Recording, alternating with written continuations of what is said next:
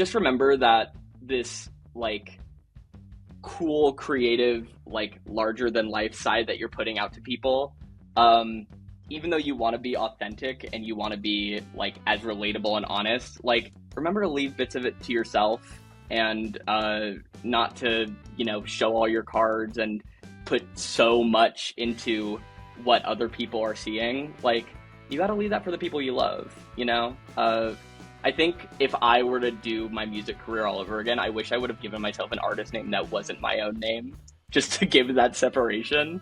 But yeah, balance it out. Best of both worlds, Hannah Montana. Yeah, the best of both worlds, right? Not like the sort of okay of one world and then the best of the other world. Best of both worlds. They're both best. You have such a way with words, and that is why you are an author.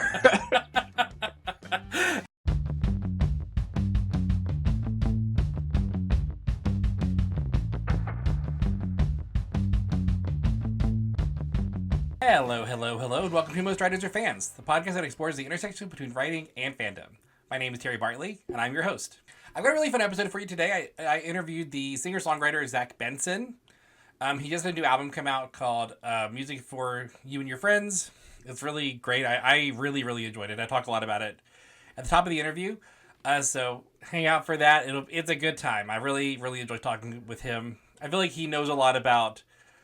he's very much an indie musician, so he understands a lot about like what we do as indie creatives. So it was a great conversation. For the intro today, I want to talk a little bit about sort of my thinking of this podcast, because I know that I went into this in depth, like the strategy of it last week, but the implementation is what's been happening over the past few weeks now, and it's something that I think is worth chatting a little bit about, because I mentioned before that whenever I started this podcast, I basically did it as a way to it was like a tool. It was like a tool that would help spread my writing. People would share the podcast, people would find me through the podcast, people would then find my writing because they found me through the podcast, right? This is a multi-step process. And I also mentioned last week that I decided that I wanted to sort of go all in on the podcast because I really enjoyed doing it. I think it has resonated with a lot of people, which thank you, those of you out there who have mentioned that you have resonated with this podcast. So thank you for that. But I've sort of decided that this is, a venture that I'm willing to kind of put some time and effort into, and is just interesting because, at the very beginning of this podcast, I talked about how, I started writing because I have ADHD, and as I was newly diagnosed, I sort of chose to write as a thing that I wanted to consistently do, a thing that I wanted to focus on and do, and not just sort of move on to the next thing. But I've been doing this podcast now for 2-3 years now, and I always thought of this podcast as an extension of writing. And that's how I justified doing it, because it wasn't, getting in the way of my writing. It was actually helping my writing. I still feel like that's true, even with investing some time into it. But because of that, I never really took the time to work on a lot of the promotional end of it. Because I wanted it to be successful, because again, people find my podcast, people find my writing. That was the strategy there. But I never really... But I didn't really build out a lot of the infrastructure for the podcast. Every social media thing has been on my personal page. Every single promotional thing has just been through me personally. I contact people through personal emails and things like that. I very rarely ever actually talk to people through anything that is specific to the podcast. There's not even a website for this podcast. There's a website that Spotify for podcasters has made that I like and I use, but there's not even a website. There's just a website for me, Terry Bartley, but there's not a website for the podcast. So now that I'm taking the time to sort of build out a bit of that infrastructure, I've made social media accounts for this on Instagram and TikTok, and we're on YouTube. We've been on YouTube for a few episodes now. We've been... making the effort to do that has just felt kind of strange because I just never took the time to do it before. And the other thing that is interesting is I've done podcasts in the past. I've done tons of podcasts in the past where I've interviewed various people, but they've always kind of like everything else in my life, they were things that kind of fell by the wayside. I don't think I've ever done a podcast that had 33 episodes before.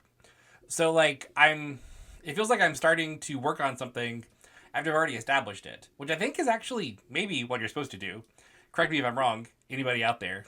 But I'm actually sort of like building out infrastructure for this podcast now that I've already like developed it and created a concept and interviewed a load of guests, have a lot of connections already in the areas that I want them in. And it feels like I'm actually doing something. Is that what I'm lamenting here? Am I doing something the right way and it just feels bizarre? I think that's right. I think that's what's happening here. So I just think it's kind of exciting. I think it's exciting and it's confusing and it's strange and it feels weird and not used to is not what I usually do. It's very out of habit for me. But I do feel like maybe this is what you're supposed to do. Like once you actually feel comfortable with the creative project you're working on, that's when you're ready to sort of like put it out in the world. And like I don't want to say that I wasn't putting it out in the world whenever I was interviewing these other guests, because I wasn't like not trying to promote them. But I think that now like this podcast is in a place where I'm proud of it, and I'm very proud of like the product I've made in this catalog of episodes. And I'm really excited for people to be able to discover it and have, a large catalog to delve into. So I don't know. I think maybe the thing about ADHD is it feels so unnatural to take the time to do something. I talked about this a lot early on. It feels unnatural to do something for no one, right? Like, I talked early on about how, like, I was posting stories to a blog for no one. I was making a podcast essentially for no one. And I was, like, producing things leading up to the launch of my first book. But I think that this is like the feel-good emotion you get after you've done that, like, planning and that work. And you know what? I'm glad I did it. I came into this intro expecting to kind of like just lament on how strange it feels to be investing in something that you didn't plan on investing on. But turns out I just feel pretty good that I took the time to plan, and this is kind of what that feels like. So, thank you for all of you that have been following me on this journey up until now. I definitely would not have stayed as motivated had I not gotten those DMs and things where people telling me like, how much they were inspired by this or how much they resonated with the things I talked about. So thank you so much for those. I would not have continued without it. Or I may have continued because, again, ADHD, trying to stay consistent, trying to keep going. But I definitely wouldn't have felt as engaged. And I wouldn't have felt like the responsibility to keep producing good content. So, thank you so much. And I really do feel grateful that I've had some really great guests and I've had some really great connections throughout the course of this podcast. So stay tuned to the next one of those that I've talked to, Zach Benson. He's a great musician. And we talk about not only his journey as an indie musician, but we also talk about like finding inspiration in like weird places. So stay tuned for that. We'll be right back. Welcome back to Mr. Writers for Fans. I'm joined now with indie pop. I'm going to say indie pop darling. Does that sound good to you? With indie pop. I love the word darling. That's great. Zach Benson. So Zach, tell me a little bit about. Where I wanted to start actually is I'm aware of you and who you are because I'm a big fan of Sub Radio. Any listener of this podcast was not surprised by that. But I think it's interesting to talk about as a creative, especially like working within the community and like finding support in these like places. What has that been like for you? Like to kind of like make these like musical allies and like get opportunities and that kind of stuff. Like how do you sort of like do that? Oh my gosh, that's kind of everything. Like it's honestly one of the reasons why I love doing music so much is you just get to meet so many great people who also make great music.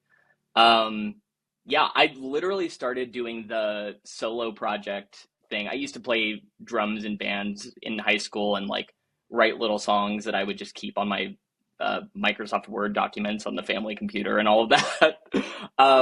Which, by the way, bring back the family computer. No one's using family computers anymore. Nobody's talking Um, about it. Nobody's talking about it. Bring it up. Um, but yeah, I would play drums in bands and perform and stuff.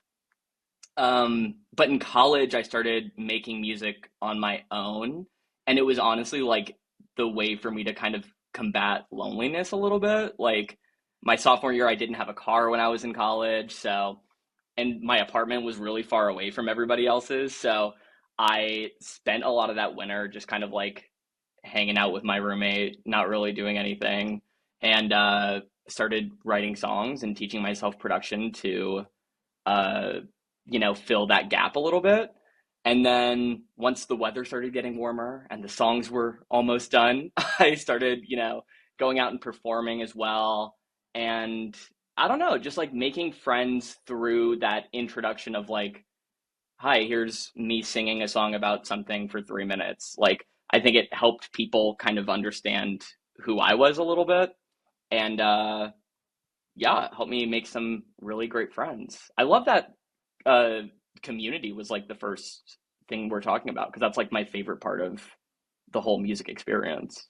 Well, I'm becoming very conscious of it because, as a fiction writer, uh, my stuff, generally speaking, is pretty solitary, right? Like a lot of my stuff is like I'm in a room writing by myself, or I'm like posting social media posts to like hope people hopefully see it, or like like a lot of what I do is very solitary. But I'm trying to be a lot more intentional about it because, first of all, like this podcast is a bit of a saving grace for me because it's been cool to get to talk to people that do what I do and have a sort of like facilitated platform for that because like a ton of authors I imagine probably never speak to other authors. I Hmm. imagine that's not unusual, and so like having to have people to bounce ideas off of, and also like the reason I call this podcast a support group is because like it's just useful to talk to people that are doing what I do and hear like their war stories so I'm not so alone. Hmm. um but also I've come to realize as a writer that a lot of these like awards and contests are like peer voted, so like you have to have contacts in the industry, like in your field, which I've sorely been neglecting. Like I've been interviewing whoever I want. Which, granted, this isn't super helpful. No offense, but but Sorry like about it. I've become more of a it's become more of a realization that like your peers or who can kind of like help you move through the industry, and I need to Hmm. be more intentional about doing it. So I was sort of curious, like, and it sounds interesting from a music perspective because it's so different than like what I do. Because like it sounds like it's almost like required for music to like sort of have these contacts. Yeah, a little bit, especially if you want to be, touring or playing shows. Like, the reason I got involved with Sub Radio was I was a fan of them originally from, I saw them in like 2016. They came to my college and performed, and I just sort of kept eyes on them. Um, and I just kind of reached out one day and I was like, hey, I love y'all. I'm a big fan. If you ever want someone to open up for you when you come through like Richmond, Virginia, which is where I'm at, I would love to be that person. And they responded and said yes. And since then, we've been able to do really cool things together. And they've been like super supportive. And obviously, like, I'm a stan, like, I'll stand in the back of their concerts, like jumping up and down all the time. Um, and that's sort of how I've like navigated a lot of things, just like random shot in the dark, like, hi, I'm obsessed with you, please hang out with me kind of situations. Uh, Getting people to, play shows or write a song with me. Or there's this guy named Micah who performs under the band name Quotes from Movies that I'm very obsessed with. And I found him on TikTok and randomly reached out saying, hi, I'm obsessed with you. If you want to help me produce a song, I would love it. And he helped produce a few songs on this album. So, yeah, I think the uh, community aspect, but even more than that, just being like a crazy stan of somebody and being delusional enough to ask them if they want to hang out or write a song or something. That's definitely like helped me get through a lot of things. Yeah, it's possible that might be why I like this part is so easy for me because like in college, I much like you, I was really into like local bands and stuff in college, and I had a radio show where I interviewed bands, and it was like a thing I did all the time. I would constantly like approach artists to be like, "Hey, Oh, I you want to love be on my that. on my show?" So now it's not so hard to do that. But I will say it's interesting in the day of social media where people, I mean, like people like us are putting ourselves out there and working, but also like we're just people, like we're also just Yeah. people, and like we don't have like I don't know about you, but I don't have a full team like backing me, and Mm-mm. it's like so even though you want to reach out and make friends, it's also like and for the record, like people like us are desperate for friends also in the industry. Like we love making Period. them. Yeah. So, but it feels like it's a fine line because it's like what is like being a fan versus being a friend, what's being a peer. Like it's an interesting thing to navigate, and I kind of feel like in the modern day, it's unclear what any of those things are, and you kind of just have to go for it. Yeah, that's very true. I've definitely had connections that I've made where like both of us are kind of coming at it from different perspectives. Like one of us is like, "Oh, this is just a friendship, someone I can hang out with," and the other person's like, "No, like we're just networking or we're just doing this."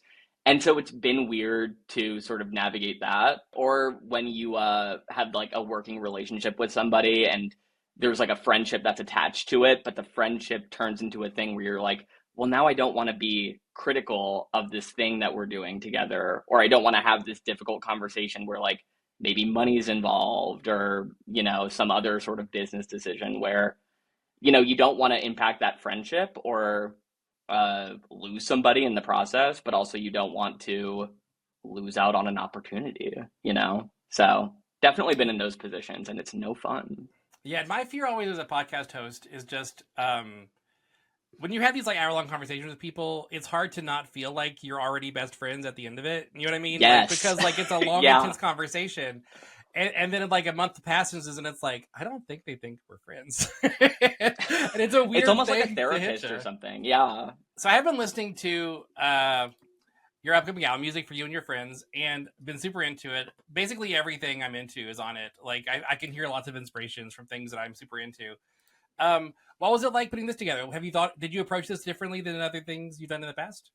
Yeah, I came into this in a sort of reverse engineered way. I'm really obsessed with Maggie Rogers. Do you listen to Maggie Rogers at all? Yeah. Yeah, I love Maggie Rogers. She when she put out her album Surrender, she talked a lot about how before she even started writing the album, she like made a vision board for what she wanted the album to sound like, but it was like textures and colors and visual things. And I was like, that kind of sounds fun. Let me try that. And just sort of started like putting down what I was obsessed with visually and what I was sort of feeling in a visual sense. And for me, that was like these warm colors, this almost like 70s aesthetic. Like I was really obsessed with the idea of like vintagey sort of technology and like wood paneled basement hangouts with your friends from your childhood. Um, so I had all of that. I knew I wanted to draw from like the indie pop influences that I love, like Muna and the 1975 and all of that, but also some more vintagey sort of aesthetics to match the visual things that I was, really gravitating towards. Uh, so that turned into like, Elton John and David Bowie and Queen and all these like sort of 70s glam rock things. Um, yeah, and then after that, it was just sort of like demoing things out, getting together with people, writing songs, and sort of fitting that mold sonically, if that makes sense. Which is very different from how I usually do it, which is, hold an acoustic guitar or open a Logic file and just sort of like spit out whatever I'm feeling. So, I mean, that still happened here, but it was a little bit more intentional than previous songs. Yeah, I love that. And I'm gonna steal that, like describing things by texture and color and feel, because Yeah. I do these interviews about my books, and truly, like when you talk about a book, you can't really get into the plot that much because like you don't want to give spoilers away to everybody that's listening Yeah. to learn about your book. So it's sort of like I don't know, I'll just read the back cover again, I guess. And that's how I'll tell you what this book is about. Yeah. But the idea of being like, I don't know, this feels like kind of like the if you feel bark, it kind of feels like that. Like, that's kind of how Yeah. I feel when you read this book. Like that's kind of interesting to think about, like pitching stuff in that way. Because the truth is, like smells, sounds, like feels, like a lot of times books, music, they give you those feelings, but you don't often quantify them in that way. Yeah, I mean, I think my boyfriend's favorite thing, one of his favorite things about me is that we can be listening to a song and I can give like the perfect, like, oh, this is the perfect, like, 3 p.m. Sunday afternoon, sitting outside, springtime, people driving by kind of song. And he's like, that is correct. I don't know how you do that. Um, And it's so so much that's a better skill that than I like like to utilize. it's so much better than what the industry does, right? Because like the industry, honestly, music and writing, they want to tell you to compare yourself to other people. Like a very common thing in fiction is you want to say that it's like this book meets this book. Like my book is like Game of Thrones Mhm. meets I don't know, like red white royal blue or whatever. Which is Fun. like fine, I guess, but like it doesn't actually tell you anything about it. You know what I'm saying? And like for Mhm. music, I think a lot of times people will describe music as like this is like Kelly Clarkson meets Tori Kelly, and it's like okay, but what does that really mean? Even like, Yeah, but like the driving very much. down 3 p.m. driving down, listening on the road, like that's it's so visceral. Like it gives you a feeling. It really describes what a song is. You Yeah, know? yeah, exactly. I also sort of came into it with the idea that like this is my third sort of big project that I've put out.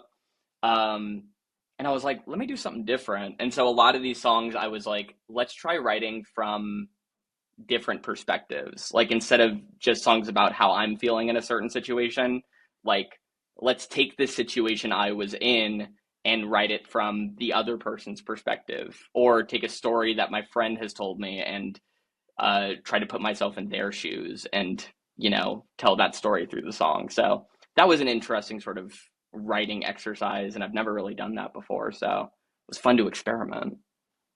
Well, and I think there's some truth to the fact that things that happen in real life, whether it's to you or to other people, are some of the most authentic writing you can do. You know, because like you're Yeah, pulling from a place that you know is real.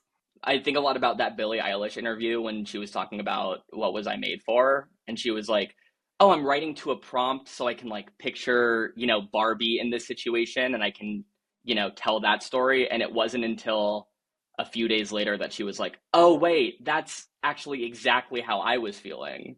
And I think a lot of these songs, when you're like either writing through, you probably relate to this, when you're writing through a character or you're writing from somebody else, it gives you a little bit more freedom to be more vulnerable because you're like, oh, this isn't me. I'm just writing what this person would think. And it's like, nope, that's your subconscious, baby. What are you thinking?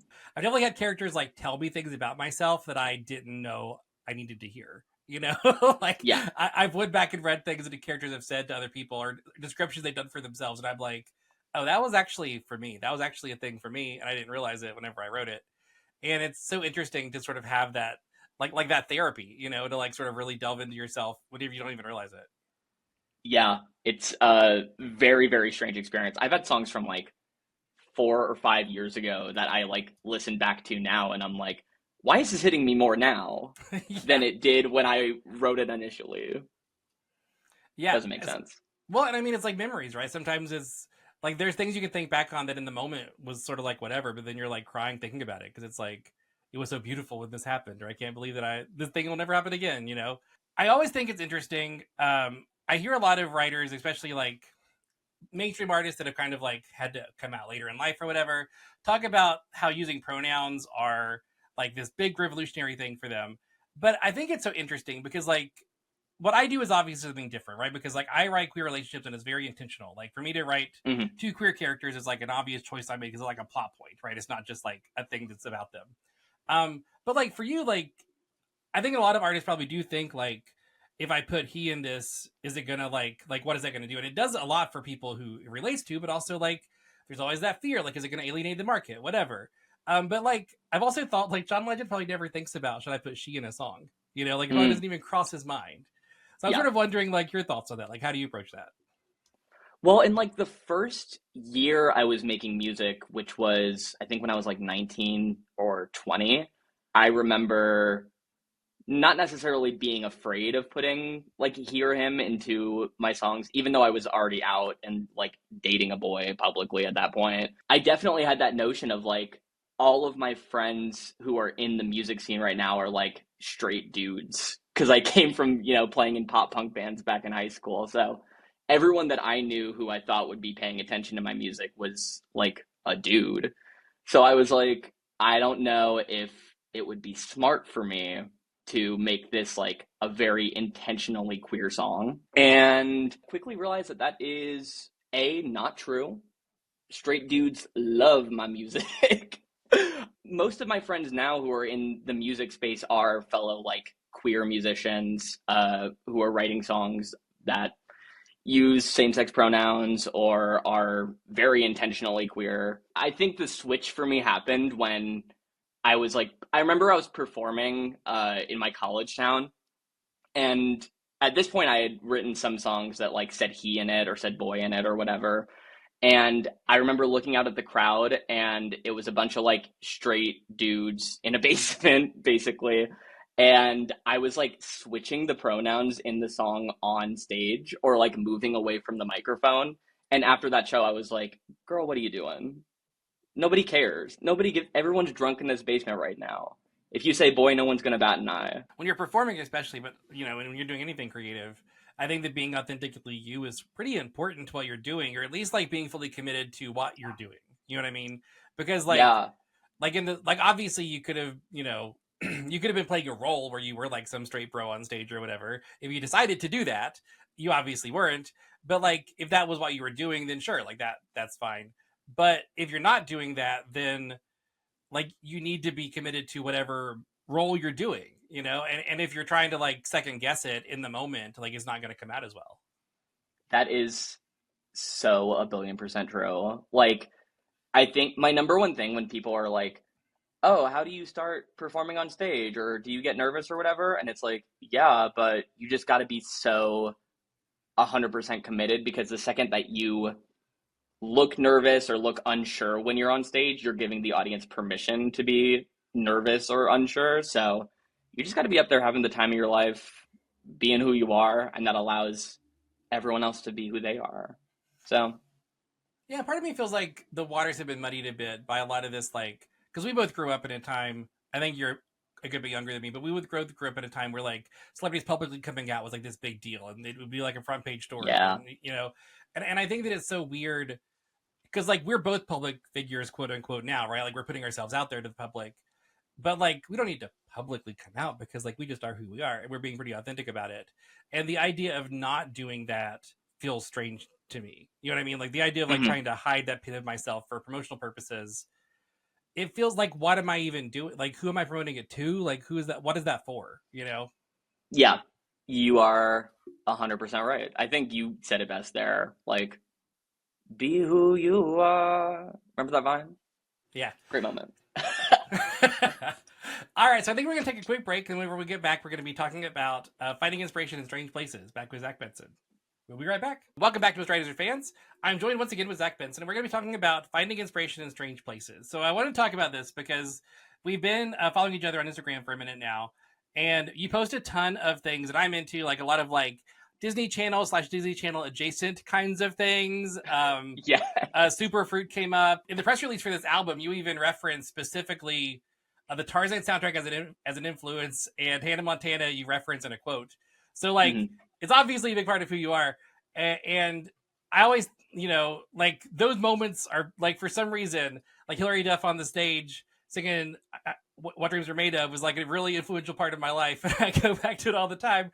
I never know why, but clearly you feel the same way. So what do you think it is about that kind of like keeps pulling us back?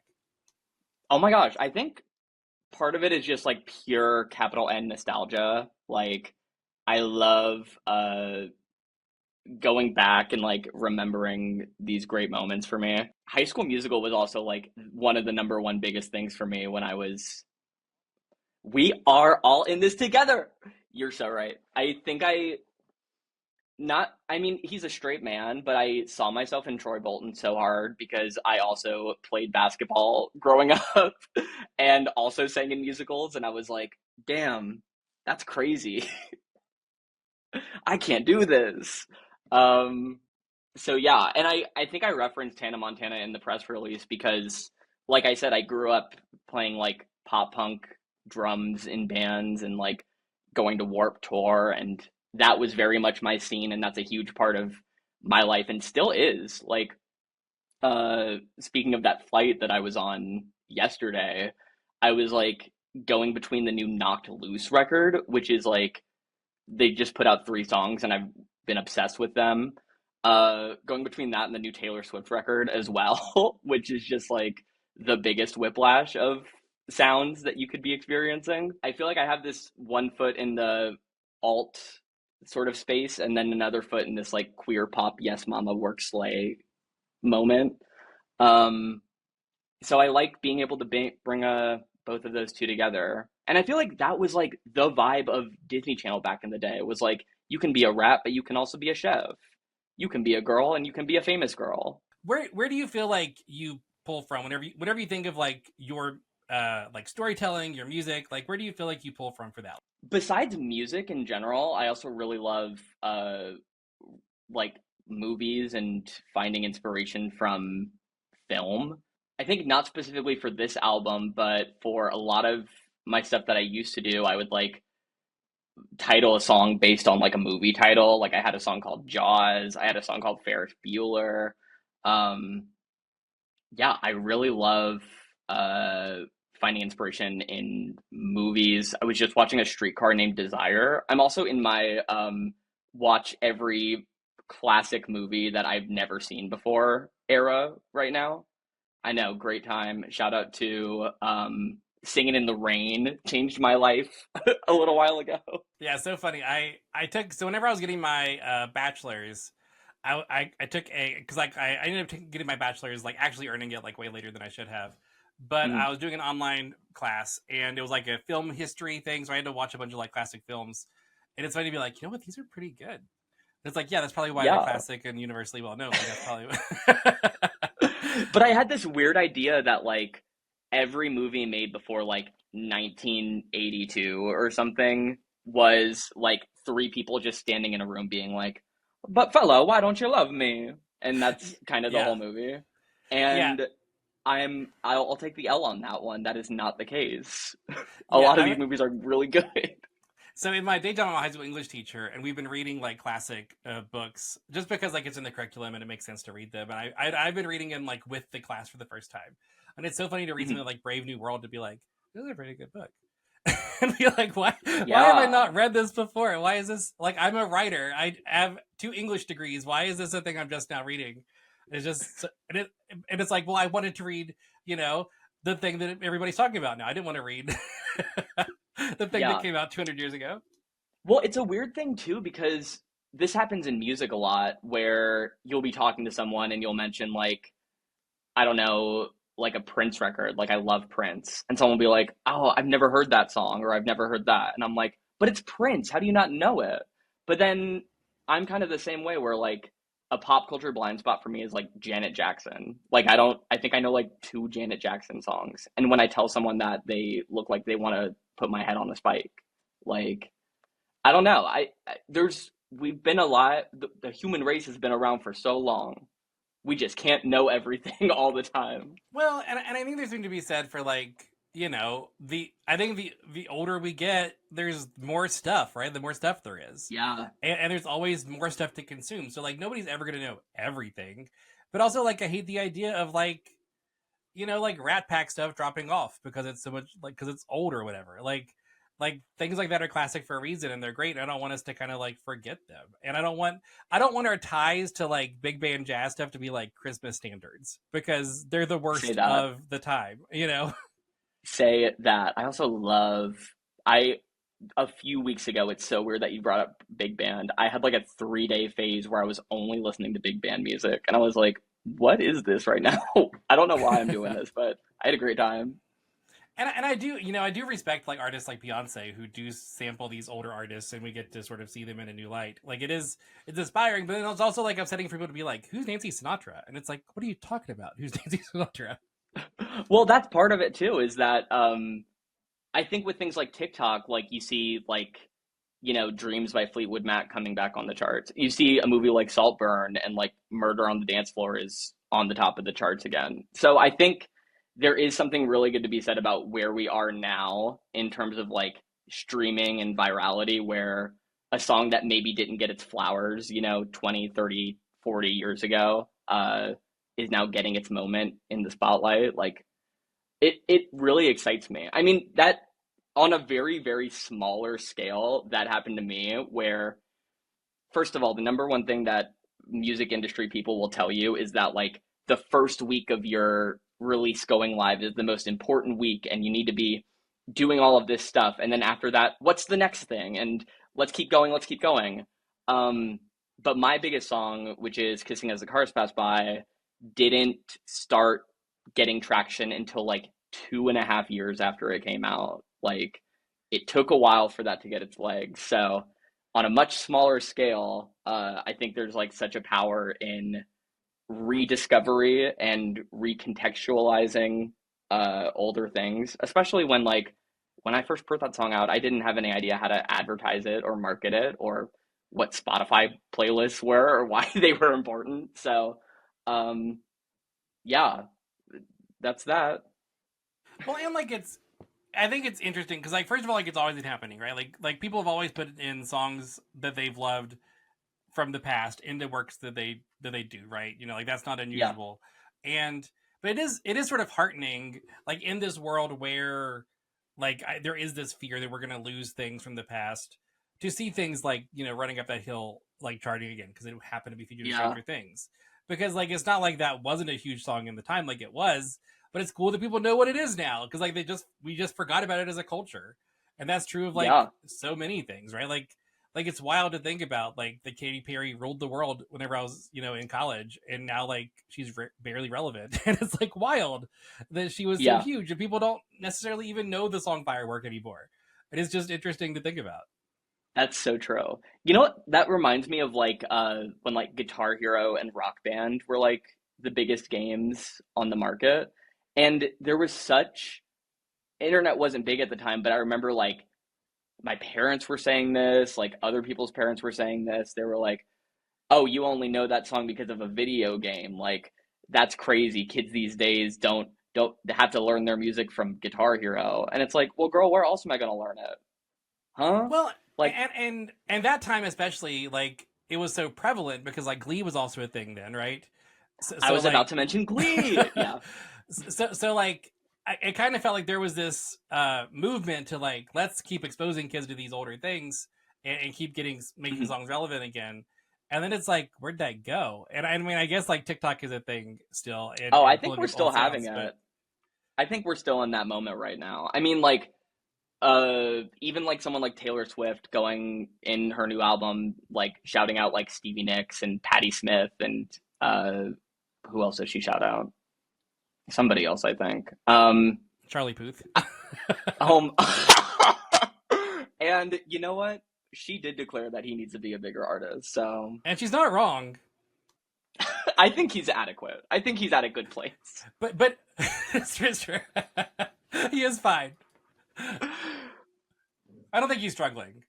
We can say No, that. he's doing well for I think himself. he's comfortable. I'd be happy to be where Charlie Puth is right now. Say that. I would love to have written the song Attention. That song goes so hard. You just want attention. Yes, And to King. be You know what? somebody that I Taylor take it Swift back. says should be more successful, like that's where I'd love to be. Of course. Ah, Charlie Puth. But anyways, the fact that she's mentioning like all of these sort of like Stevie Nicks and Patti Smith and one of my favorite YouTube wormholes to go down are like people reacting to albums that have just come out. And like everyone that I've watched for this Taylor Swift record, they're just like, I don't know who Patti Smith is. And they're Googling and then we're learning and we're listening. And I'm like, you know what? Yes, Taylor Swift. Good for you. Say that. Educate them. Well, and I think maybe it's something about like because like she has a fan base that will do that. You know what I'm saying? Like she has a Hmm. really passionate fan base who wants to know all of her influences and to dig into that stuff. And Yeah. I guess there is a fear that because like a lot of these indie pop, like I feel like you guys probably do have like really passionate fans, like a handful of really passionate fans because they feel like they can connect to you guys, right? Like indie artists on a level that's different than bigger artists. But like you don't see the way that indie artists really influence culture the same way that someone like Taylor Swift can because our culture is Hmm. so segmented. Do you sort of feel Yeah. that? Yeah, it's definitely a lot more niche. Even like the biggest people in the genre, if we're doing indie as in like the genre and not like you're an independent artist. Yeah, even the biggest people in the genre definitely don't have anything on like pop stars or rock stars or rappers or anything. Um, which is honestly fine. Like, I'm kind of okay with it. Well, and I think it's interesting too to have to be into somebody who has over a million streams and also feel like you're the only one that knows who they are. You know, like there's something kind of cool about like Yeah, having this little secret that obviously you're screaming to the rooftops because you're a super fan, but at the same time it's like, but also no one else knows. I have this special thing all to me. that's the most fun part of it. Like, I remember going to, oh, who was it? Um, it's gonna escape from me, but it was someone who is now large, who had a oh my God, it was Brockhampton. Do you know Brockhampton? I remember seeing them at the Rock and Roll Hotel in Washington, D.C., when they were touring their second album, Saturation 2, and I was a little fanboy in my junior year apartment, listening to them all the time, being like, I can't believe this is really good rap music from people who are a little bit queer. So I was obsessed, and yeah, I saw them. I think it was like a 200 or 300 person capacity venue, and that will always be like such a cool memory because then I went and saw them at the Anthem in Washington D.C. a few years later, which is huge, a few thousand people, you know. So, uh, yeah, being able to hold on to that like tiny, like, oh, these are my people, and I know all of this about them. It's just such a cool feeling. That's how I feel about Chapel Roan right now, even though she's ginormous, you know? Yeah, and the flip side of that though that I think is like the like discouraging side for people like us that are like trying to do this for real is like it kind of makes us move the goalpost a bit to what successful even means. You know what I mean? Hmm. Like because like I think that if you drive yourself crazy with like being quote unquote successful, like what that looks like to you, then it's just never going to happen because you're going to be obsessed with it. So you kind of have to like say, oh, I am successful because of this, or like sort of like you have to keep reminding yourself the things you've done that have been good, because I think you could drive yourself crazy to be like, well, this month isn't as good as last month, and it's like, okay, but this is like 1 month, you know, like Yeah, what good does that do? things are gonna ebb and flow. I don't know. I feel like in the last few years, I've really come to define success a little bit more outside of music. Like, I think I'm trying to have a more like well-rounded life that isn't just like you're trying to be a pop star, because I don't know if that's gonna happen. So I'm Just the like, other thing. The other thing, like what you were saying earlier about like the music industry saying like the first week you release a song is the most important thing, like and like obviously that's mm, all bullshit, right? Because the thing is like it doesn't matter. Like it does, your stuff is in the world right now, and that is cool, and people are listening to it, and that is cool, yeah, and like that's okay to kind of like let that be what that is, you know? Because hmm, like the idea of like releasing a song and then like constantly grinding for like a year straight after that, who's got the time and energy for that? Like nobody does unless that is your job, and like who you know how can that be your unless you're independently wealthy? Like that's not your job, you know? heard, yeah. Um, yeah, my mindset has really just been like, I want to put out this great music. I want people to know about it and enjoy it and love it, but I don't want to like give myself an aneurysm over how well it's doing streaming wise, how many people are buying it or downloading it, like, which is something that I've really come into in the last like literally year or two. Like, for me, I love living out this pop star fantasy, and it's very fun for me. But I'm also like, I love my family.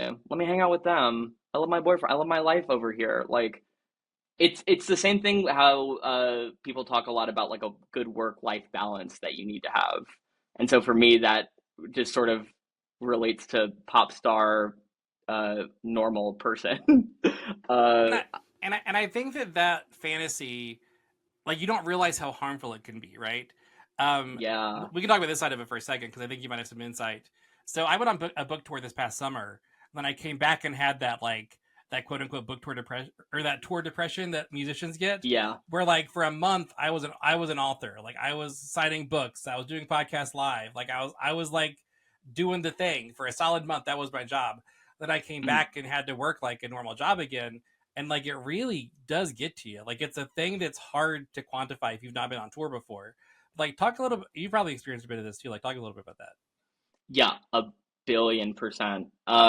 I think, I mean, the longest tour that I've ever done, I really just do like weekenders. So I'll go out on like the Thursday, Friday, Saturday and tour up and down, come back, work my job, uh, do it again.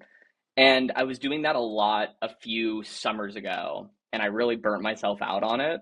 Um, just because I would come back and that week that I'd be working, I'd be like, this is crazy. I should be like outperforming or like practicing or something.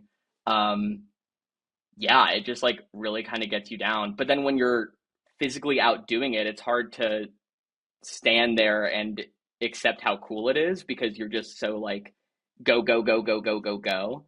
Um, so it's just like a weird, like, while you're in it, you're so stressed out and like not accepting that this is a cool thing that you're doing. And then the second you're away from it, you're like, wow, I really missed that. That was great. And So, then and then what really happens that's so confusing is you become so detached from the person that you really are. Like the person that you are most of the mhm. time, it's like, well, I want to be that person. That person's like not who I want to be. And I could be out here doing all this stuff that I want to do. And it really is like a harmful, damaging thing because like and you know, like if you go on because I'm sure you've done this. If you go on and look at like social media tips, like how to grow your following, blah blah blah, everything is like post every day, always like always be posting, and I it's can't do that. like that's I reject impossible. that. Like it's not, and they just sort of keep telling you like just keep doing it, and it's like, well, there's got to be some sustainability here. Like you can't just keep doing it like endlessly because it wears you out, and then like then you get to where I am now, which is like I've not been writing for a minute, and it's like. Well, that's the whole point of it, you know. Like that's Yeah. why I got into it. Like, what am I doing here if I'm just like trying to if I'm just trying to like get following? That's not. I didn't get into this for the following. I got into this for the writing. Like, what is Yeah. even happening here? I forget what interview I was watching recently, but someone said, oh, who was it? Oh my God, it was Maggie Rogers again for her new album. But she was saying it's crazy how much of your job in music, and you probably relate to this, is not doing music. Like, even at her level, where, she's the artist, she's the songwriter, she has this huge team behind her. Her days and probably most of her months out of the year are not her sitting down in a studio writing and making music. It's mostly like being in a bus or, networking around with people, sitting in meetings, Uh, yeah, it's so wild and insane. And like thinking back on making this album, I really wanted to take time and like not be touring, not be playing shows, like just focus on like being a human being and enjoying my life and writing songs in the meantime and working, obviously. Um, but yeah, like it's very wild how little of your time you actually spend like doing the thing that you thought you would be doing forever. It's very Yeah, weird. and you know, like don't get me wrong, right? Like I really enjoy like the other sides of it. Like I enjoy doing the promotion. I enjoy like in moderation. I love it, right? Like I really enjoy making TikTok Mhm. videos that are like fun and throwaway. I really enjoy Same. doing like you know like this podcast. I love, but like it's just like I think that if you treat your like if you treat it like a job, then you're not gonna have a life. And like, is that the sacrifice you're willing to make? And I think that Yeah. I think that the truth is like most people that like or do the hustle culture stuff would say yeah, like you should want to. Like if you don't want to, then you shouldn't be doing it. But it's Mm. like, but it's not worth it. Like it's just not. Like it's too mentally taxing to constantly be thinking about. Because I mean, like I'm sure you've done this. Like checking numbers every day is not Yeah. healthy. Like Yeah. it's You're bad. right. And even if it's like even if it's good, you're not going to see it as good because you're like, well, I did better last week. Like, why didn't I do that well this week? And it's just not Yeah. useful, you know. Yeah, you're right. I was definitely in that hustle culture mindset for a while, especially like right before the pandemic started, I moved up to Brooklyn because I was like, I'm gonna do this music thing. Like, I was right out of college, really excited to get into it. And then the pandemic happened, so obviously I was like, I don't want to be in this tiny, tiny apartment. Like, I need a little bit more space, so I came back to Virginia. But while I was in New York, like, I don't know, I feel like I really didn't have a second to breathe. And that's kind of what I remember about my time in New York was sort of like never giving myself a chance to like lay down and, take a second. Like I always felt the need to be doing something, which is I think why I really like being back in Virginia, doing the music thing.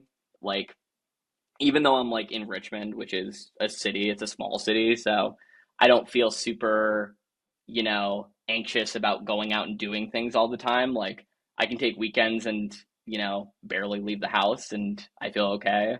Um, yeah, I don't know.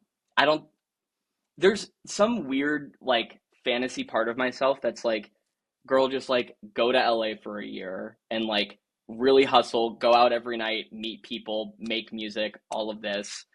Um, but I don't know. I did that a little bit in New York, and my memory of it is just like not feeling as great as I do now. So I'm like, why would I want to go back to that? Yeah, and just because I'm sure that there are people listening to this that are other creatives, like that's not to say like don't do this side of it. Don't make plans to like to have promotional plans and things. Like don't do that. Like obviously if you think that it's productive, like do it. If you feel like it's good, do it. But at the same Yeah, time, like don't like I think you kind of have to get into a mindset that's like if it's gonna happen, it's gonna happen. You know, and like will I have something to do with it? Maybe, but like I can't take the full responsibility for that because at the end of the day, a lot of times these days, algorithms is what makes you successful, and like we have no control over that. yeah. I think it also just depends like where your values are and what you want to get out of uh your career in whatever it is.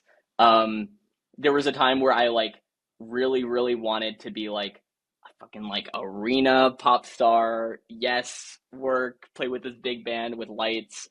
And I don't know if that's the goal anymore. I think the goal is honestly just to like write and make really great music. And honestly, it doesn't even have to be under my name. Like I've done production and songwriting for other people and I feel like I have like the same joy when that song comes out as when a song that is under my name comes out. So I don't know. Have you ever like written with someone else or for someone else? I don't know if that's a thing in like uh fiction world. Yeah, yeah. So I mean, I've done things like like I have a storied background. So I've done a lot of like journalistic writing, like editorials, essays, things like Mhm. that.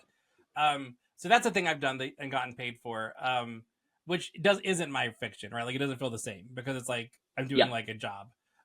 So I've done that kind of thing, and like every now and again you get a response to that kind of like if you're really vulnerable in a personal essay, sometimes you get a response that's really cool Yeah. that is fulfilling in the same way that like releasing a book would be.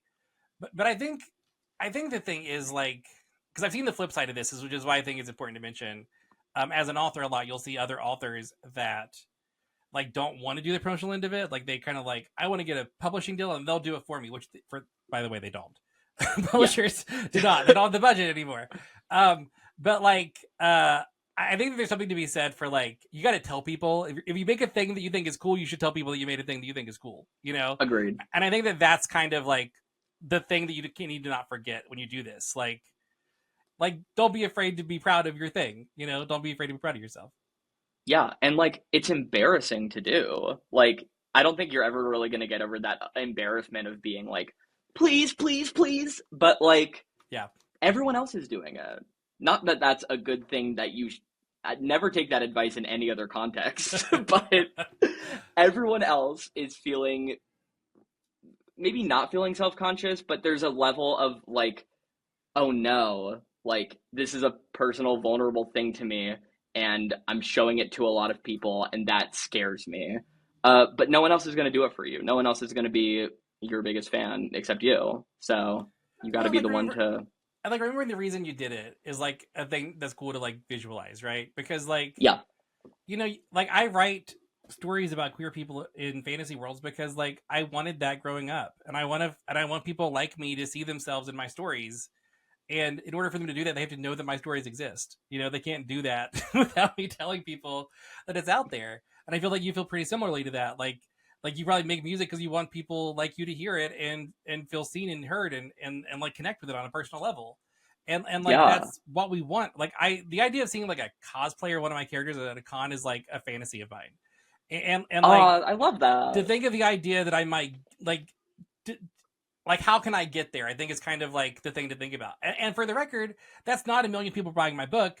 That's one person buying my book that really loves it. You know, like it doesn't take the world for that to happen. And I think that that's something that's important to remember when you do this stuff is like you don't need to like become the next like huge star. You just have to people need to find people that need to find your stuff need to find your stuff, and you're the person that can make that happen. You know. Yeah, that's such an important perspective to have. Yeah, that's something that in the last few years, like I said, I've definitely tried to implement for myself, and I feel like I'm in a good place with it. And I feel like you're in a good place with it too. That feels nice. It's been a journey, right? Yeah, I heard. So anything you want to? So I think we're about to wrap up. Anything else you'd like to say? Any like final tips or anything you want people to sort of what do you want people to take away from this interaction with you? Oh my gosh. Well, we touched on a lot today.